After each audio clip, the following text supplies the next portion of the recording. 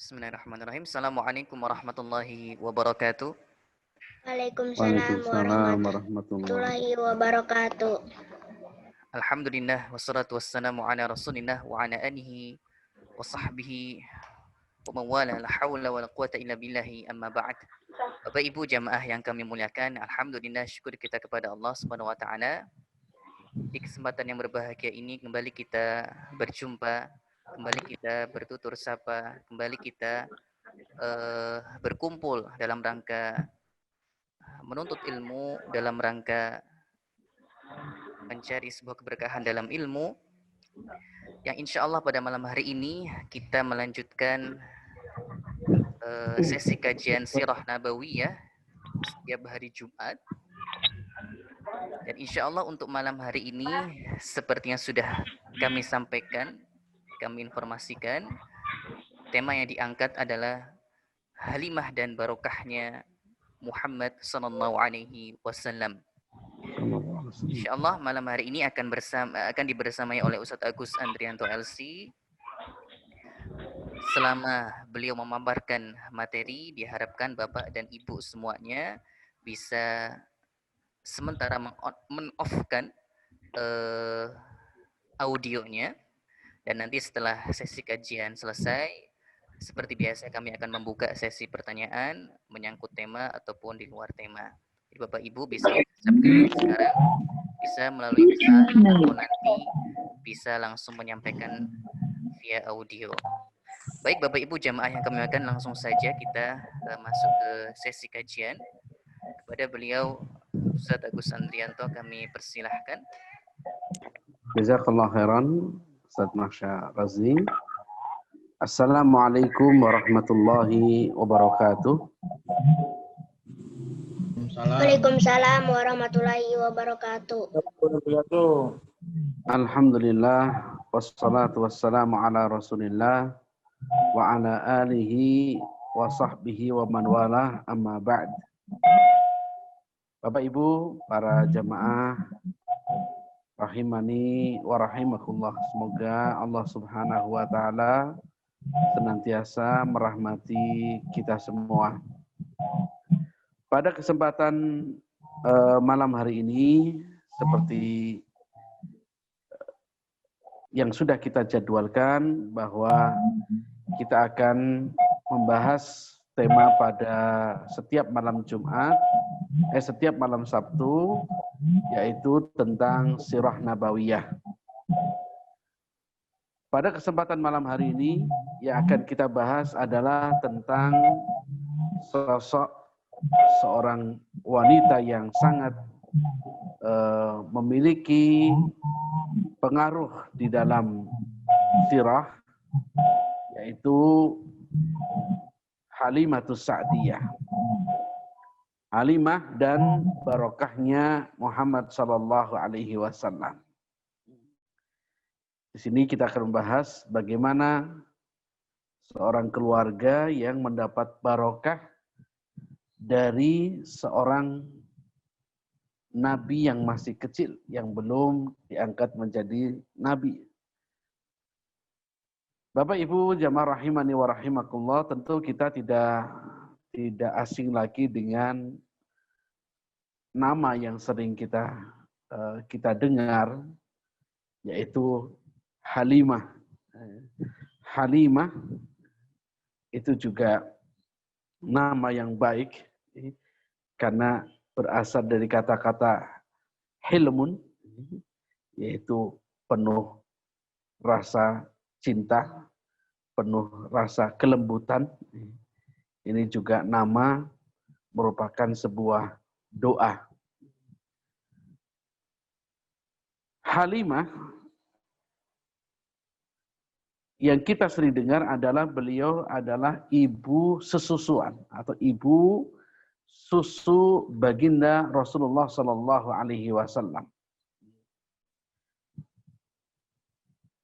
Pada saat atau di masa-masa sebelum datangnya Islam, bangsa Arab ini bangsa yang meskipun mereka secara akhlak, secara akidah ini rusak, tetapi mereka sangat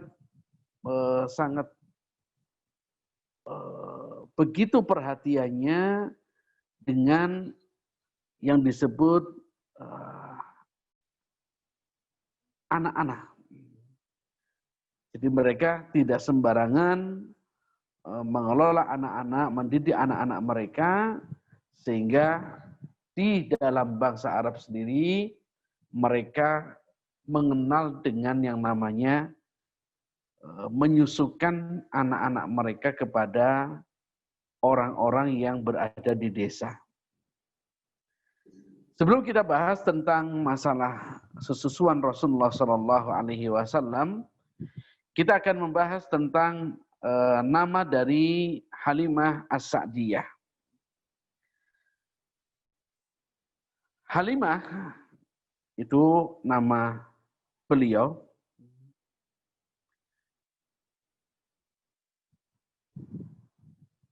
Halimah bintu Abu Du'aib. Jadi Halimah ini nama orang tuanya adalah Abu Du'aib. Beliau dari satu kabilah, yakni kabilah Bani Sa'ad. Makanya disebut dengan Sa'diyah.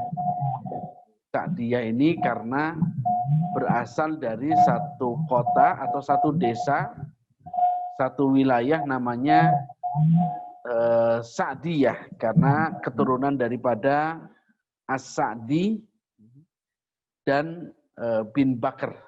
Jadi beliau merupakan satu daerah yang rata-rata masih satu rumpun, yaitu kabilah Sa'ad bin Bakr. Halimatus Sa'diyah memiliki suami namanya Harith. Jadi suaminya adalah Haris bin Abdul Uzza. Jadi Halimatus Sa'diyah memiliki juga beberapa anak, karena tentunya tidak mungkin bisa menyusui kalau tidak memiliki putra. Dan kebetulan waktu itu Halimah memiliki putra yang masih bayi, yang masih menyusui. Di antara putra-putranya atau putra-putrinya Halimah itu ada Abdullah bin Haris, ada Anisah bin Haris, ada Hudzaifah binti Haris, dan selain Rasulullah SAW, ada juga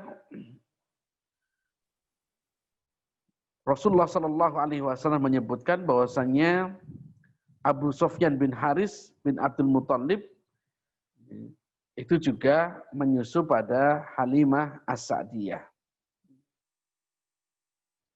Jadi selain Nabi, ternyata paman beliau, yaitu Hamzah bin Abdul Muttalib, itu juga disusui di sana. Maka Hamzah bin Abdul Muttalib itu hubungannya selain paman, beliau juga hubungannya masih saudara sesusuan dari Rasulullah SAW. Jadi Hamzah bin Abdul Muttalib itu selain beliau paman, tapi beliau juga satu sesusuan, saudara sesusuan. Nanti akan kami bahas tentang fikih saudara sesusuan seperti apa. Bapak Ibu yang kami muliakan, kebiasaan orang-orang Quraisy, orang-orang Mekah ini cukup unik. Jadi mereka, karena orang Mekah itu sudah dari dulu sudah menjadi kota. Ini sejak zaman Nabi Ismail mulai banyak ramai, kemudian mulailah Mekah ini jadi kota perdagangan. Maka tentunya orang-orang yang hidup di kota ini biasanya memiliki akhlak yang kurang baik, pergaulan yang kurang sehat. Begitu juga udara, teman. Maka orang-orang Mekah, mereka terbiasa ketika memiliki bayi, mereka berikan kepada orang-orang di desa untuk merawat dan menyusuinya. Jadi zaman dulu ada satu kabilah, ini salah satunya adalah Bani Sa'ad bin Bakar. Ini satu daerah. Jadi karena Bani Sa'ad ini pelosok, ini di desa di pelosok terpencil yang disebutkan dalam sirah, tidak ada kata Halimah, tidak ada satu daerah pun yang tergesang di muka bumi ini kecuali di daerah As-Sa'diyah. Ini memang daerah yang terpencil dan sangat gersang sekali. Nah, Bapak Ibu yang kami muliakan, disebutkan di dalam Ibnu Ishaq, Sirah Ibnu Ishaq, tentang cerita yang dikisahkan oleh Halimatus Sa'diyah. Jadi ketika Rasulullah SAW beliau lahir, kemudian beliau untuk awal mulanya beliau disusui oleh ibunya. Ada yang mengatakan selama 3 hari, ada yang mengatakan selama 7 hari. Jadi Rasulullah SAW itu disusui oleh ibunya sendiri, kemudian juga Rasulullah SAW disusui oleh Ummu Aiman, ini yang pertama. Kemudian pernah juga Rasulullah SAW disusukan oleh Suwaibah. Suwaibah ini salah satu budaknya dari Abu Lahab. Sebagaimana hadis yang diriwayatkan oleh Al-Imam Al-Bukhari, Rasulullah SAW mengatakan,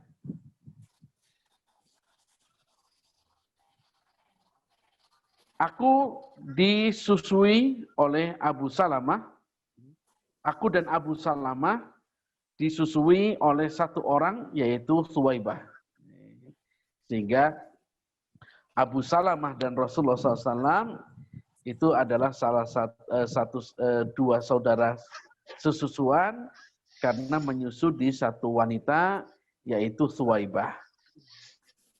Yang ketiga adalah Halimah As-Sa'diyah. Jadi yang menyusui Nabi itu ada ibunya sendiri, yaitu Aminah. Yang kedua yang menyusui Rasulullah SAW adalah Ummu Aiman. Ummu Aiman juga menyusui Rasulullah SAW. Kemudian yang ketiga adalah Suwaibah. Suwaibah juga menyusui Rasulullah SAW. Dan yang terakhir adalah Halimah As-Sa'diyah. Halimatus Sa'diyah menyusui Rasulullah SAW. Bapak Ibu jamaah rahimani wa rahimakumullah, ketika Rasulullah SAW lahir, kemudian ibunya Aminah membawa bayi kecil Muhammad ini kepada kakeknya Abdul Muthalib. Karena memang kalau kita kembali ke cerita sebelumnya, bahwa Abdul Muthalib ini memiliki banyak anak. Ada yang mengatakan 11 anak laki-laki, ada yang mengatakan 10 anak laki-laki. Nah, dari 10 anak laki-laki dari Abdul Muthalib ini, ada anak yang paling dicintai, yaitu Abdullah, ayahnya dari Rasulullah SAW. Tapi Abdullah meninggal dunia setelah setelah Aminah hamil 2 bulan. Ya, Aminah hamil 2 bulan, kebetulan Abdullah sedang pergi untuk berdagang di Syam. Kemudian setelah sampai di Syam, dalam perjalanan pulang ke Madinah, beliau mampir di Madinah. Kemudian setelah di Madinah, beliau sakit dan akhirnya wafat di Madinah. Jadi ayahnya Nabi, Abdullah ini dimakamkan di kota Madinah. Sehingga Abdul Muthalib sangat sayang sekali dengan menantunya, yaitu Aminah, dan juga dengan cucunya, yaitu Muhammad sallallahu alaihi wasallam. Ketika beliau lahir, Aminah ibunya langsung membawanya kepada kakeknya Abdul Muthalib. Kemudian Abdul Muthalib membawanya ke dalam Ka'bah. Membawa ke dalam Ka'bah dan berdoa untuk keberkahan bayi laki-laki ini. Kemudian di situ Nabi Muhammad SAW diberi nama oleh kakeknya Muhammad. Jadi yang memberi nama Muhammad adalah Abdul Muthalib. Ini nama Rasulullah SAW yang diberi nama oleh kakeknya. Jadi boleh seorang kakek memberi nama cucunya. Tapi yang memang yang berhak memberi nama adalah ayahnya. Yang berhak untuk memberi nama anak adalah ayahnya. Tapi karena ayahnya meninggal, maka Abdul Muthalib yang memberi nama cucunya dengan nama Muhammad. Muhammad ini nama yang asing. Jadi mungkin di zaman dulu belum ada orang kok namanya Muhammad. Dan satu-satunya di Arab, di Quraisy, yang namanya Muhammad yaitu cuma satu, Rasulullah SAW. Sehingga nama ini termasuk nama yang jarang dipakai. Beda kalau sekarang, orang Indonesia hampir rata-rata dikasih nama Muhammad. Muhammad Agus, Muhammad Andri, Muhammad Anto. Jadi semua orang dikasih nama Muhammad. Nah ini, kalau dulu Muhammad ini nama yang asing.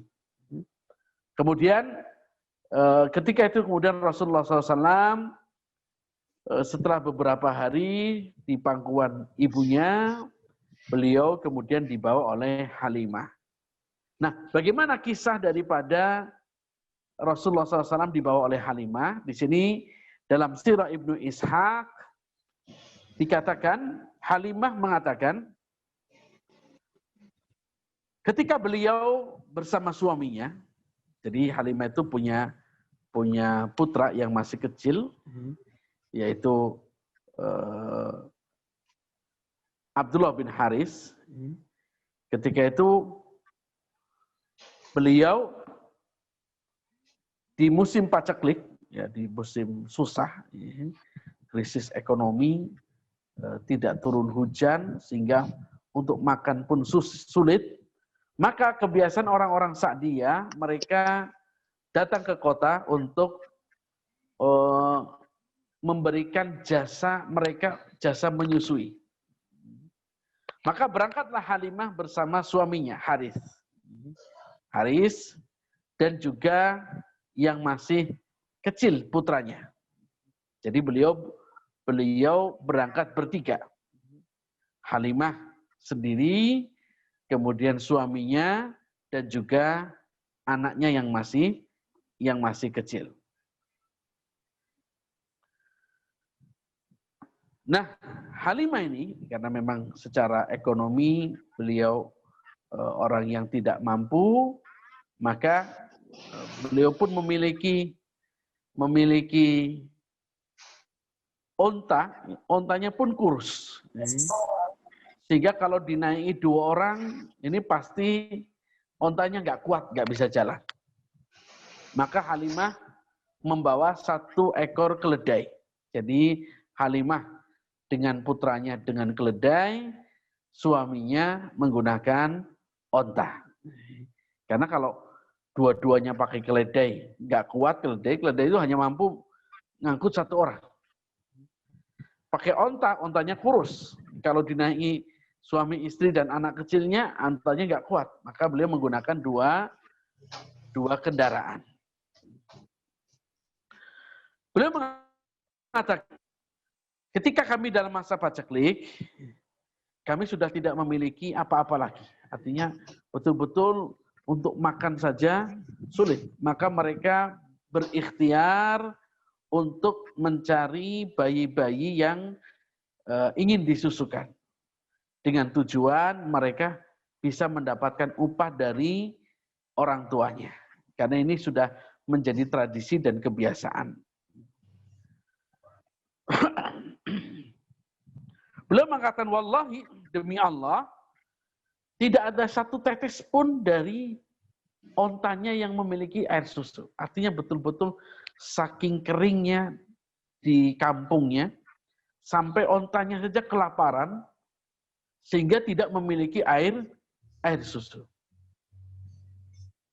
Dan beliau pun sendiri, karena tidak makan, sehingga beliau air ASI-nya juga tidak ada. Maka selama perjalanan ini, putra beliau itu nangis. Putra beliau ini yang masih kecil itu nangis. Sehingga dalam perjalanan ini susah. Bayangkan saja kalau kita naik mobil, terus anaknya rewel, atau naik kereta, anaknya rewel. Ini biasanya sudah nggak tenang. Nggak bisa tidur dan lain sebagainya. Apalagi ini anak rewel karena lapar, tidak ada makanan. Kemudian mereka, Halimah beserta suaminya, ini tidak satu orang, ini satu rombongan. Jadi mereka kalau berangkat ke Mekah itu tidak satu-satu. Jadi mereka berombongan untuk datang ke Mekah, ke kota, mencari anak-anak bayi yang mau disusukan. Kemudian setelah mereka datang, karena Halimah ini ontanya lambat, keledainya juga lambat, sehingga beliau ini selalu yang paling belakang. Jadi beliau mesti ketinggalan, sampai di Mekah, teman-teman yang lain sudah dapat anak-anak kecil, anak-anak bayi, Halimah tidak dapat. Nah, hampir semua orang ini mendatangi Abu Thalib, Abdul Muthalib. Abdul Muthalib, ditanya siapa namanya, ini namanya Muhammad. Bapaknya kerjanya apa? Bapaknya sudah meninggal. Lalu wanita-wanita itu mengatakan, aduh, saya tak cari yang lain. Yang bapaknya masih ada. Sehingga hampir semua teman-teman Halimah ini sudah mampir ke rumahnya Abdul Muthalib. Tapi mereka menolak. Kenapa? Karena yang mereka cari itu adalah anak yang bisa mereka mendapatkan jasa dari kedua orang tuanya.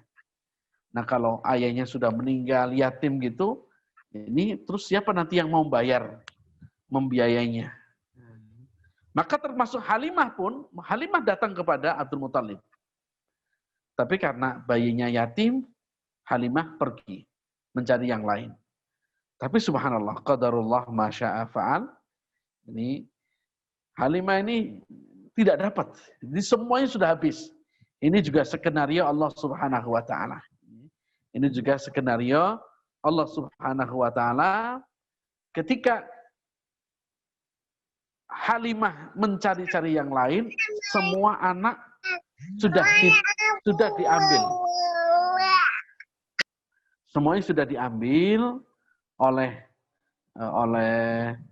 kawan-kawannya Halimah, sehingga tinggal satu, yaitu Muhammad, yang belum diambil.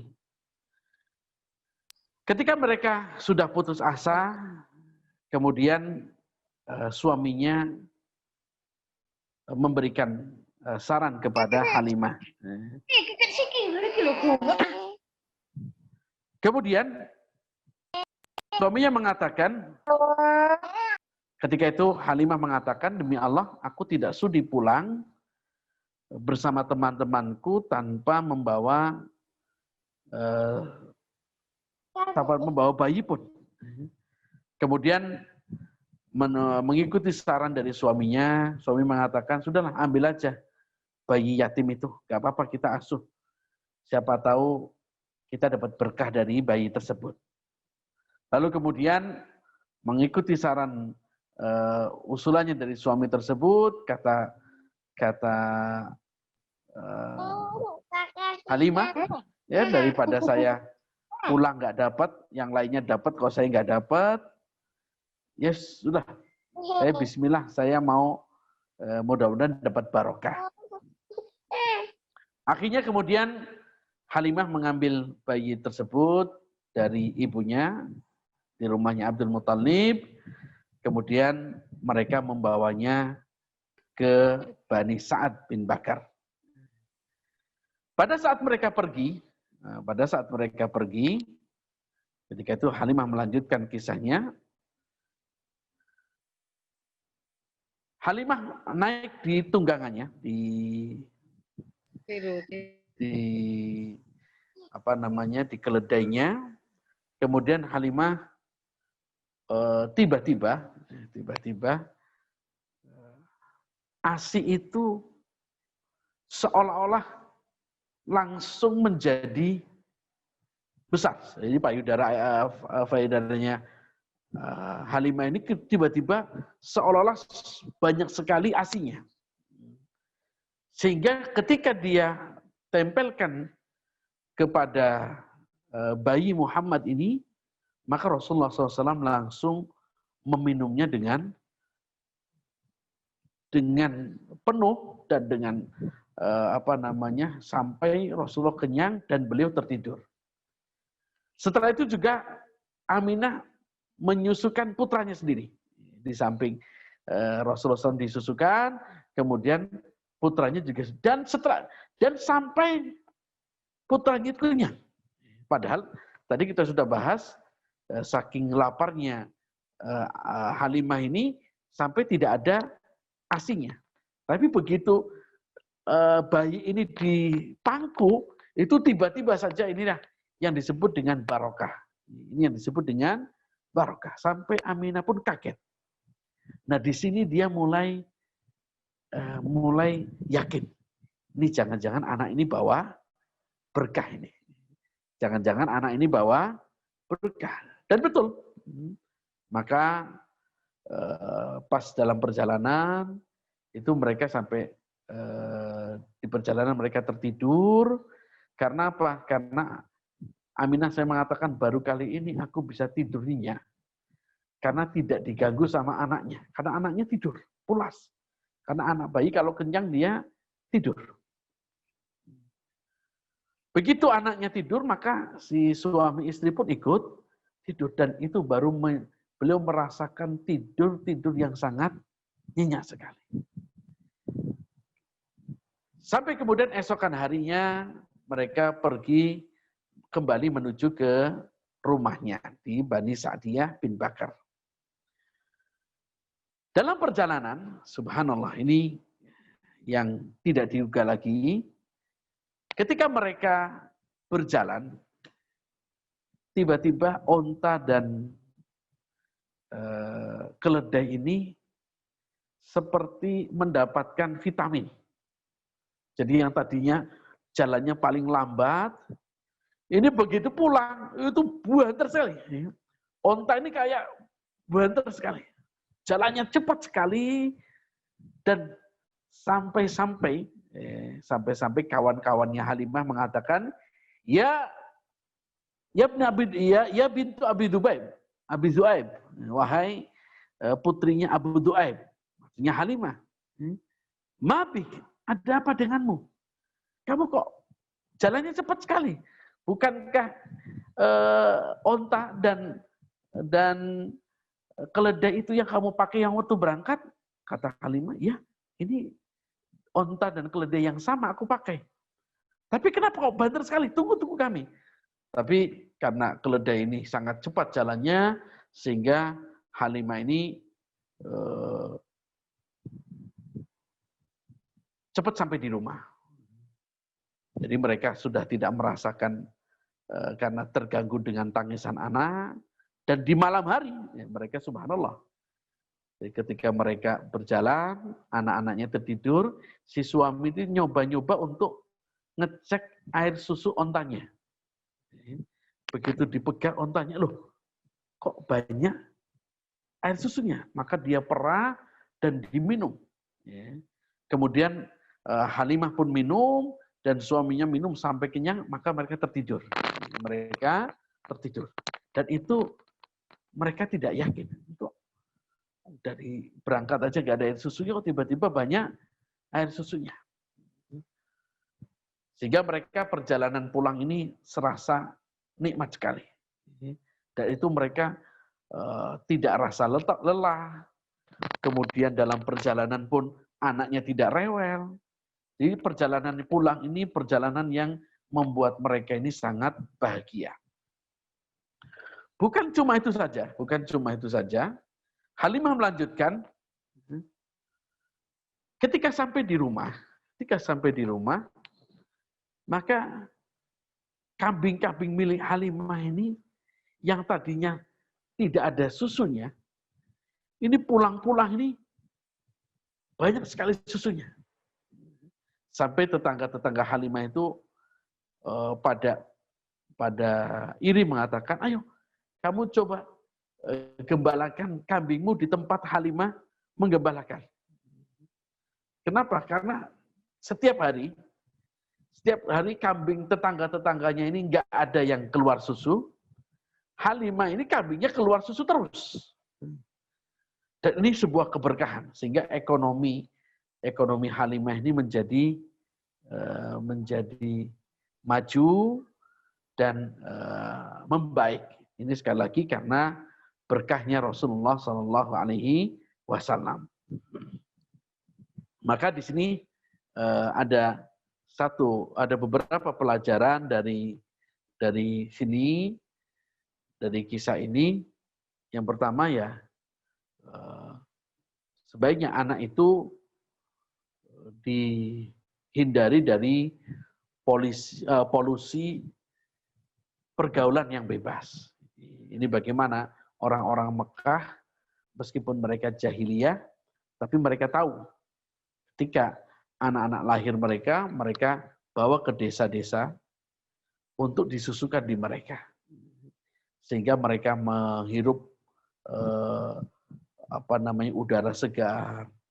Dan kemudian yang kedua, beda karena di Mekah ini banyak orang yang berdatangan, orang dari luar Mekah berdatangan, sehingga bahasa-bahasa mereka tercampur. Bahasa-bahasa mereka ikut tercampur. Nah, beda dengan di desa. Orang di desa ini bahasanya masih murni. Bahasa Arabnya masih kuat. Bahasa Arabnya masih fasih. Maka Rasulullah SAW dibawa ke sana dalam rangka supaya bahasa Arabnya juga lebih fasih. Yang ketiga, ini yang harus kita petik pelajaran, bahwasanya kita lihat Halimah ini awalnya tidak mau membawa bayi Muhammad. Karena apa? Karena dia mengharapkan imbalan. Sehingga ketika beliau membawa Muhammad pun, itu sebenarnya ini terpaksa. Daripada malu, nggak bawa yang lainnya bawa bayi, kok dia nggak bawa bayi sendiri, nggak dapat job sendiri, akhirnya terpaksa. Tapi ingat Bapak Ibu yang kami muliakan, kadang-kadang sesuatu yang kita benci itu belum tentu itu jelek. Sesuatu yang kita benci belum tentu jelek. Atau sebaliknya, boleh jadi sesuatu yang kita anggap baik, itu justru jelek menurut Allah Subhanahu wa Ta'ala. Makanya dalam firman Allah Subhanahu wa Ta'ala, fa'asa an takrahu syai'an wa yaj'alallahu fihi khairan katsira. Boleh jadi apa yang kamu tidak suka, apa yang kamu benci dari sesuatu, padahal dari situlah Allah Subhanahu wa Ta'ala memberikan kebaikan yang sangat banyak. Maka kadang-kadang kita dicoba oleh Allah Subhanahu wa taala dengan satu perkara yang membuat kita ini susah. Tapi justru dengan perkara itu, justru kemudian kita mendapatkan manfaat yang sangat banyak sekali. Bapak Ibu yang muliakan, Halimatus Sa'diyah merawat Rasulullah Shallallahu Alaihi Wasallam dengan baik di rumahnya beserta dengan putra-putrinya. Beliau menyayangi Muhammad karena apa? Karena anak ini sangat-sangat membawa barokah. Begitu Nabi Muhammad ada di situ, tidak pernah namanya kekurangan, tidak pernah namanya kelaparan lagi, semuanya makmur. Semuanya makmur. Jadi Rasulullah SAW ini barokah sejak dari kecil. Sejak kecil beliau sudah membawa barokah. Nah, Bapak Ibu yang kemuliakan, kemudian Halimatus Sa'diyah seperti biasanya orang-orang yang membawa anak-anak mereka akan mengembalikan lagi pada ketika anaknya sudah umur 2 tahun. Ketika anaknya sudah umur 2 tahun, sebelum disapih atau mereka sapih dulu, kemudian setelah itu mereka kembalikan kepada ibunya. Mereka kembalikan kepada ibunya. Tetapi Halimah ini masih mengharap, masih berharap kalau bisa Muhammad ini tinggal di sini lagi. Maka ketika mereka datang ke Mekah bersama suaminya, kemudian datang menemui kakeknya Abdul Muthalib, kemudian datang menemui ibunya Aminah, mereka mau mengembalikan, tapi setelah mereka mengembalikan, mereka minta dengan berat hati, saya diberi kesempatan lagi supaya Muhammad ini tinggal di sini. Nah, karena Halimah ini sangat, sebenarnya ibunya Aminah ini sudah sangat kangen sekali. Bayangkan, ibu tidak ketemu anaknya itu bagaimana sejak umur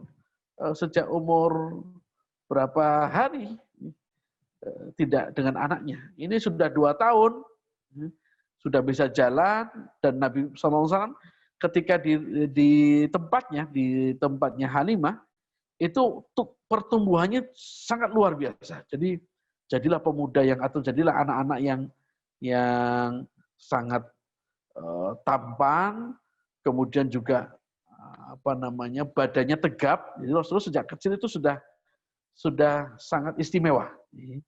Sehingga pertumbuhan beliau itu sangat baik sekali. Nah, karena Aminah tidak tega dengan Halimah, maka Halimah pun akhirnya membawa kembali Muhammad di rumahnya di As-Sa'diyah.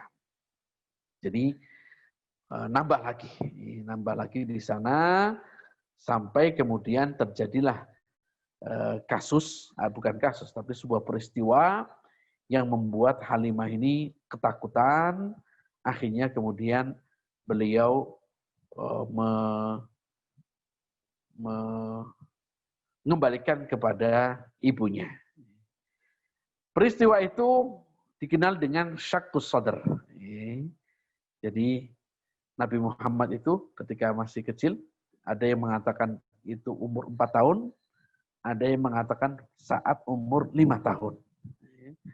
Saat umur 4 tahun atau 5 tahun, ketika Nabi Muhammad sedang menggembala kambing dengan saudara-saudara sesusuannya, yaitu anak-anaknya Halimah, tiba-tiba datanglah malaikat Jibril dengan nampak manusia besar, langsung membawa Muhammad, kemudian tiba-tiba Muhammad ini ditidurkan, dan kemudian beliau dibaringkan di sebuah batu yang besar.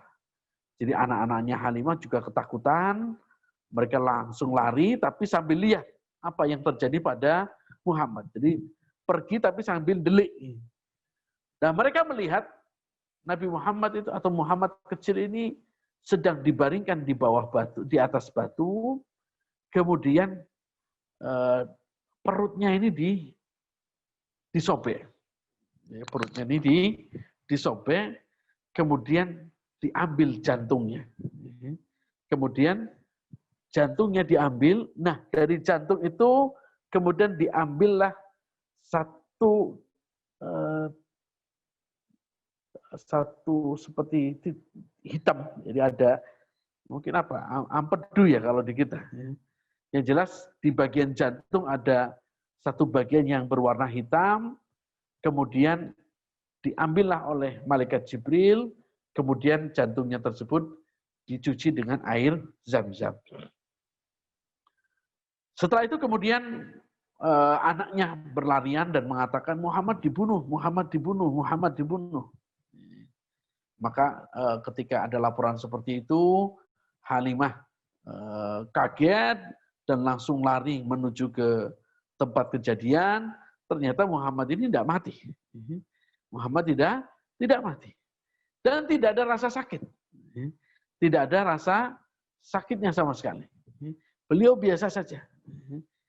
Dan ini kejadian ini tidak boleh dipraktikkan oleh dokter spesialis bedah.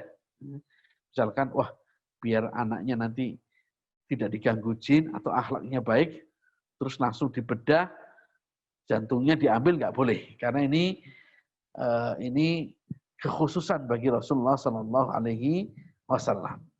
Ini kekhususan Rasulullah. Dan yang mengambil itu bukan dokter, tapi ini malaikat Jibril atas perintah Allah Subhanahu wa Ta'ala. Nah, Bapak Ibu yang muliakan, kemudian setelah itu Halimah mengembalikan kepada ibunya, kemudian diasuhlah oleh ibunya. Setelah diasuh oleh ibunya, kemudian beliau diajak ziarah ke makam ayahnya, kemudian begitu sampai di Madinah, pulang mau kembali ke Mekah, ternyata di daerah antara Mekah Madinah di Abwa, ibunya sakit dan ibunya wafat. Akhirnya mereka pulang dengan bertiga. Jadi Muhammad, kemudian budaknya, kemudian setelah itu Ummu Aiman, kemudian setelah itu dengan kakeknya Abdul Muthalib. Ibunya wafat di pertengahan jalan. Nah, disinilah Muhammad menjadi yatim yang betul-betul yatim. Nah, setelah itu Halimah selain mendapatkan barokah, nah begitu Rasulullah SAW sudah tidak di sana lagi, kehidupan menjadi seperti semula. Halimah ini menjadi kehidupan seperti semula ketika Rasulullah SAW sebelum diangkat menjadi nabi. Ketika sebelum diangkat menjadi nabi, Halimah datang ketika Nabi sudah menikah dengan Khadijah. Ketika Nabi menikah dengan Khadijah, Halimah datang bersama suaminya dan mengatakan bahwa mereka sangat kehidupannya sangat tidak nyaman atau tidak makmur lagi. Maka ketika itu Rasulullah SAW sangat menghormati Halimah. Jadi Rasulullah SAW adalah orang yang paling akhlaknya paling bagus. Ketika Halimah, meskipun beliau tahu, beliau ini Halimah adalah ibu yang menyusui 2 tahun, bukan ibu kandungnya. Tapi begitu Halimah datang, Rasulullah SAW menjulurkan sorbannya, ditaruh di bawah untuk tempat duduknya ibu susuannya. Nah ini adalah akhlak Rasulullah SAW. Nah, ketika Halimah mau pulang, Rasulullah SAW memberikan hadiah kepada Halimah 40 ekor kambing. Karena ketika Nabi sudah menikah, Nabi itu termasuk orang yang kaya. Karena beliau mendapatkan istri Khadijah yang notabene-nya adalah memang pedagang kaya. Maka Halimah pun dihadiahi oleh Rasulullah SAW berupa 40 ekor kambing. Kemudian setelah Rasulullah SAW diangkat menjadi nabi, Halimah juga datang yang kedua kalinya menemui Rasulullah SAW pada saat perang Hunain. Rasulullah SAW didatangi Halimah di Ji'rana, kemudian di sanalah kemudian Halimah mengangkat dan masuk Islam bersama dengan suami dan anak-anaknya. Jadi Halimah kemudian masuk ke dalam Islam. Dan kemudian Halimah hijrah menuju ke Madinah, dan Halimah As-Sa'diyah dimakamkan di kota Madinah atau di makam Baqi. Nah, Bapak Ibu yang kami muliakan, ini sekilas tentang bagaimana kisah Rasulullah SAW bersama keluarga Halimah As-Sa'diyah yang kemudian mereka mendapatkan barokah dari baginda Rasulullah SAW yang ketika itu masih kecil. Bapak Ibu yang kami muliakan, ada beberapa hukum fikih dalam bab ini yang berkaitan dengan masalah sesusuan. Ketika Rasulullah SAW pernah, beliau ini ditawari untuk menikahi putrinya Hamzah. Jadi Hamzah itu paman. Hamzah adalah pamannya Nabi. Berarti anaknya Hamzah itu adalah keponakan. Apa jawab Nabi ketika beliau mendapatkan tawaran untuk menikahi putrinya Hamzah? Jadi keponaan. Bukan sepupu ya. Sepupu, karena Hamzah ini paman, anaknya paman, berarti kan sepupu. Ini menunjukkan bahwasanya sepupu itu tidak mahram, artinya boleh menikah dengan sepupu.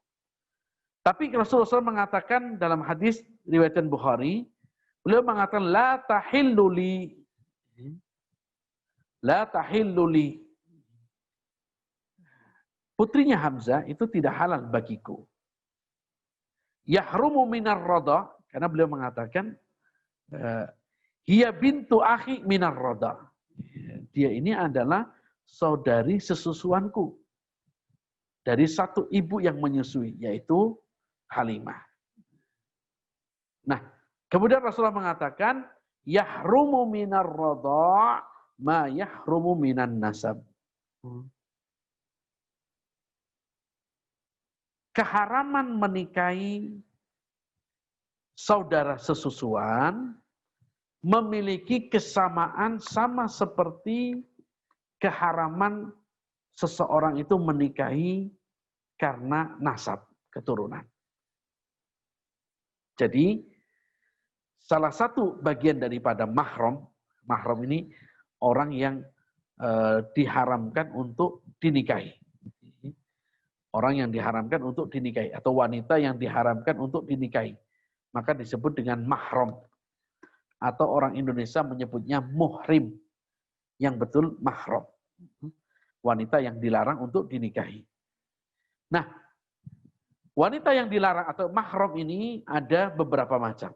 Ada mahram dikarenakan nasab. Ada mahram dikarenakan nasab. Contohnya anak perempuan, saudara atau saudari perempuan, keponaan perempuan. Itu hukumnya haram. Kenapa? Karena ada unsur nasab, keturunan, darah daging. Kemudian ada keharaman dari unsur pernikahan. Karena dinikahi maka hukumnya haram. Seperti mertua. Mertua ini tidak ada hubungan darahnya. Tapi karena anaknya sudah dinikahi, maka mertua menjadi mahram. Contoh lagi yang mahram dikarenakan pernikahan adalah anak tiri. Anak tiri itu juga menjadi mahram. Tidak boleh dinikahi. Kenapa? Karena ketika ibunya dinikahi, maka anaknya menjadi mahram. Ada juga mahram yang sementara, yaitu ketika saudarinya, istri, atau ipar, itu juga hukumnya haram dinikahi, tidak termasuk mahram. Jadi dia haram dinikahi karena keharamannya itu tidak boleh menggabungkan dua saudara jadi istri, nggak boleh. Tapi kalau istri sudah meninggal, maka keharaman ini hilang, atau dalam istilah Jawa namanya turun ranjang. Maka ini boleh. Tapi selama istrinya masih ada, maka ipar ini tidak boleh untuk dinikahi. Bapak Ibu jamaah rahimani wa rahimakumullah, maka di sini ada hukum yang perlu kita sampaikan, yaitu tentang hukum mahram di dalam sesusuan. Mahram dalam sesusuan. Maka pengharaman saudara sesusuan sama seperti pengharaman saudara kandung. Jadi misalkan saya dengan si A sama-sama menyusu dengan ibu si B. Maka semua mahramnya ibu B ini adalah mahram buat saya. Jadi Rasulullah SAW mengatakan, yahrumu minar rodha ma yahrumu minan nasab. Pengharaman dikarenakan sesusuan memiliki hukum sama seperti pengharaman dikarenakan nasab atau keturunan darah daging. Ini poin yang pertama. Jadi misalkan ada orang pernah menyusui kita, maka anak-anaknya itu mahram bagi kita. Kemudian saudaranya, saudara ibu, berarti kan bibinya ibu susu, itu juga haram. Kemudian bapaknya atau saudari bapak sesusuan, itu juga hukumnya mahram. Sama seperti mahramnya nasab.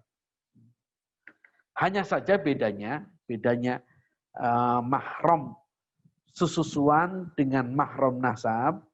Kalau mahram nasab, di samping dia mahram, tapi juga dia ini mendapatkan waris. Di samping dia mahram, dia mendapatkan warisan. Tapi kalau pemahraman secara sesusuan tidak saling mewarisi. Jadi tidak saling mewarisi. Kemudian yang kedua, perbedaan mahram nasab dengan mahram sesusuan. Mahram sesusuan itu tidak punya kewajiban untuk menafkahi. Jadi mahram sesusuan tidak punya kewajiban untuk menafkahi. Yang ketiga, mahram sesusuan tidak bisa menjadi wali. Dia mahram, tapi tidak bisa menjadi wali nikah. Nah, ini bedakan perbedaan antara mahram nasab dengan mahram dikarenakan sesusuan. Poin yang ketiga, apa syarat-syarat anak ini dikatakan sebagai mahram? Apa syarat anak dikatakan sebagai mahram? Kita tahu dalam firman Allah Subhanahu wa taala surat An-Nisa, Allah mengatakan wal walidatu yurdi'na auladahunna haulaini kamilain. Dan wanita-wanita atau ibu-ibu yang menyusui anaknya, maka hendaklah mereka menyusui anaknya 2 tahun penuh. 2 tahun penuh. Maka Syekh Abdurrahman As-Sa'di rahimahullah beliau mengatakan, ayat ini menunjukkan bahwasannya sesusuan atau anak yang menyusui yang dihukumi sebagai mahram adalah ketika anak itu sebelum umur 2 tahun. Karena 2 tahun itu usahakan tidak makan apa-apa. Jadi anak itu 2 tahun hanya minum ASI. Dan itu yang disampaikan oleh dokter-dokter anak. Yang terbaik itu adalah 2 tahun itu anak betul-betul istilahnya ASI apa itu? Mungkin ada Bu Bidan di sini, ada ASI murni itu. Jadi selama 2 tahun tidak makan apa-apa kecuali ASI. Nah, ini sebenarnya mengikuti ayat firman Allah Subhanahu wa taala, wal walidatu yurdi'na auladahunna haulaini kamilain. Sehingga anak yang menyusui ketika selesai atau ketika setelah dia umur dari 2 tahun, lebih dari 2 tahun, maka tidak disebut dengan sesusuan. Jadi syaratnya untuk jadi sesusuan adalah ketika menyusui itu sudah atau itu sebelum umur 2 tahun. Kemudian yang kedua syaratnya adalah saat menyusui, maka menyusui itu selama 5 kali kenyang. 5 kali kenyang, bukan ada yang mengatakan 3 kali, ada yang mengatakan 5 kali. 5 kali kenyang. Bagaimana 5 kali kenyangnya ini? 5 kali ini, misalkan anak dia nyusu kepada ibu susunya. Terus dia kenyang, kan biasanya kalau kenyang dia lepaskan sendiri. Beda dengan dia masih pengen nyusu, tapi ibunya pengen pengen mengerjakan sesuatu, akhirnya anaknya dilepas. Padahal dia belum ingin melepaskan. Ini tidak dihitung. Jadi sampai anak itu melepaskan sendiri. Maka itulah disebut dengan 5 kali kenyang. Jadi dia nyusu, kenyang, terus nanti nyusu lagi, kenyang 2 kali sampai 5 kali. Nah, begitu sudah 5 kali, maka dia disebut dengan anak sesusuan. Maka nanti dia menjadi saudara sesusuan. Nah, di sini menjadi alternatif solusi. Ini solusi bagi pasangan yang belum dikaruniai putra. Kadang-kadang Allah subhanallah menguji keluarga itu macam-macam. Ada yang diuji dari suaminya, ada yang diuji istrinya, ada yang diuji tidak punya keturunan, ada yang diuji tidak punya ekonomi, macam-macam ujiannya. Nah, ada di antara kita yang diuji dengan tidak memiliki keturunan. Nah, di situ bisa untuk salah satunya adalah dengan mengadopsi atau mengasuh anak. Cuma perlu kita ingat, mengasuh anak itu kan nanti kalau dewasa, itu kayak anak sendiri. Nah, kalau anak ini tidak ada hubungan keluarga, tidak ada hubungan nasab, maka anak ini tidak menjadi mahram, tidak menjadi mahramnya kita. Nah, ini solusinya bagi orang yang ingin mengasuh anak, mengasuh, tidak mengadopsi, karena kami baru tahu mengadopsi itu dengan cara merubah akte lahirnya, maka tidak boleh. Kalau mengasuh anak, ya, mengangkat anak diasuh itu boleh, ya, tapi tanpa merubah bapak kandungnya. Karena kalau merubah bapak kandungnya, seperti sabda Rasulullah SAW, barang siapa yang menisbatkan anak yang bukan anaknya, dia namanya, misalkan fulan, namanya Abdullah, terus saya katakan Abdullah bin Agus, padahal saya ini bukan ayahnya, maka lam yarih raihatal jannah, tidak akan mencium baunya surga.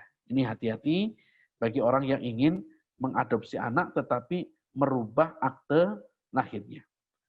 Bagaimana kalau mengasuh saja? Silakan mengasuh, tapi biar aman, maka jadikan dia ini mahram secara sesusuan.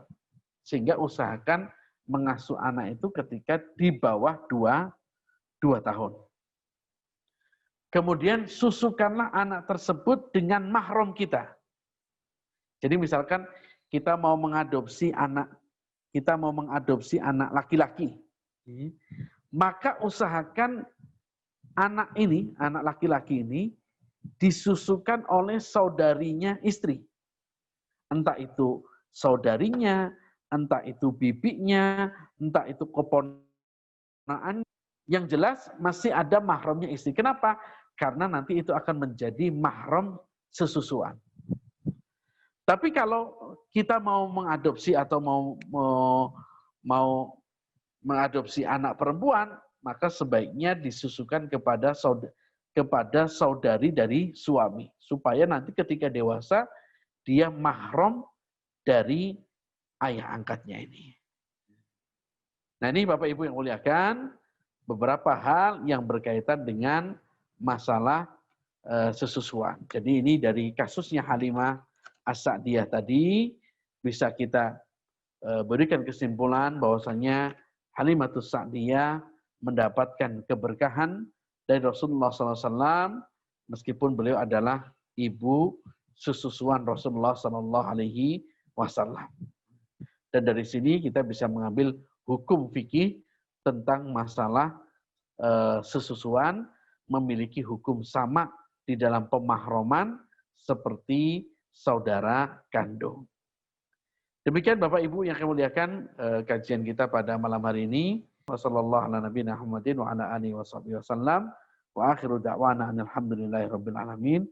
Wassalamualaikum warahmatullahi wabarakatuh. Jazakumullah khairan Ustaz Agus atas pemaparan materi dan juga jawaban dari beberapa pertanyaan dari jamaah semuanya. Baik Bapak Ibu jamaah yang kami muliakan, alhamdulillah telah bersama 1-2 jam ke depan. Semoga apa yang kita pelajari dan apa yang kita dengar bersama menjadi manfaat dan bekal akhirat kita. Dan semoga ada ibrah ataupun faedah yang bisa kita petik sehingga kita bisa aplikasikan dalam kehidupan kita. Demikian Bapak Ibu, semoga ini menjadi wasilah kita dalam rangka taqarrub dan rangka mendekatkan diri kita kepada Allah Subhanahu wa taala, dan semoga apa yang kita ikhtiarkan bersama mendapatkan pahala dan juga keberkahan. Amin. Demikian kami mewakili segenap keluarga besar Nur Ramadan Surabaya memberikan salam kepada Bapak Ibu, jamaah dan keluarga di rumah. Semoga senantiasa sehat dan diberi keberkahan oleh Allah Subhanahu wa taala. Demikian kita akhiri. Subhanakallahumma wa bihamdika asyhadu an la ilaha illa anta astaghfiruka wa atubu ilaik. Kami undur diri. Wassalamualaikum warahmatullahi wabarakatuh.